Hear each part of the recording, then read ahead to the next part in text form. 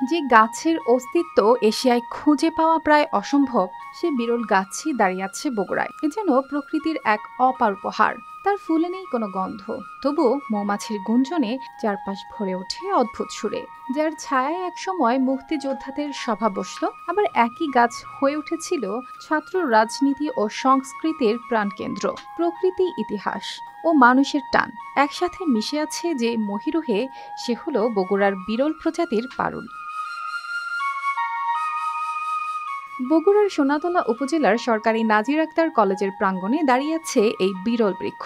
১৯৬৭ সালে প্রতিষ্ঠিত কলেজের আঙিনায় এক ছোট্ট চারা গাছ থেকে বেড়ে ওঠা এই গাছ আজ ৪০ থেকে ৫০ ফুট উঁচু মহিরুহ। ধূসর কালচে কাণ্ড, ৬-৭ ইঞ্চি লম্বা গাঢ় সবুজ পাতা। প্রথম দেখাতেই বোঝা যায় এর ভিন্নতা। তো আজকাল অনেকে দাবি করছে যে এই পারুলের গাছটা অন্য কোথাও হয়তো আছে, কিন্তু সেই ক্ষেত্রে আমাদের পার্থক্যটি হলো এই পারুল গাছের যে অবয়ব, যে এটার ব্যাপ্তি, যে পরিসর, এইরকম পারুল গাছ আমার জানা মতে বাংলাদেশের আর কোথাও আমার মতে নেই।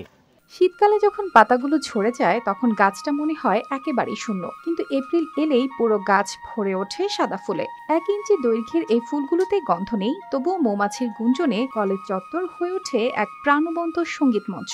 গ্রীষ্ম শেষে চিকন বাঁকানো ফল ঝরে পড়ে মাটিতে, রেখে যায় নতুন জীবনের প্রতিশ্রুতি। পারুল বৃক্ষ নামে একটি বৃক্ষ রয়েছে এবং এটি খুবই রেয়ার প্রজাতির।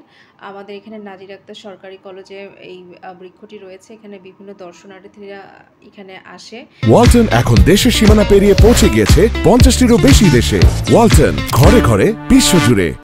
এবং আমি মনে করি যে আমাদের কলেজ কর্তৃপক্ষ এবং উপজেলা প্রশাসনের সহযোগিতায় আমরা এই বৃক্ষটিকে আরও কীভাবে পরিচর্যা করা যায় এবং পরবর্তীতে দর্শনের একটি জায়গা হিসেবে সকলের জন্য কিভাবে সহযোগিতা করা যায় সে বিষয়ে সচেষ্ট থাকব।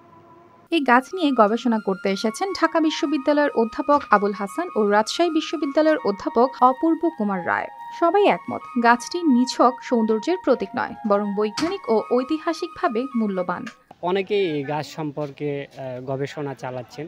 ঢাকা বিশ্ববিদ্যালয়ের উদ্ভিদ বিশেষজ্ঞ এই গাছ সম্পর্কে সম্প্রতি আমরা বিভিন্ন জায়গায় একটু ভুল তথ্য যেটি পাচ্ছি যে দ্বিতীয় গাছ আছে। তো আমার যেটি মনে হয় এশিয়া মহাদেশের বিরল বৃক্ষ, আর এই এত বড় গাছ এশিয়া মহাদেশের কোথাও আমরা কোনো নিউজে, কোনো টিভি চ্যানেলে পাইনি।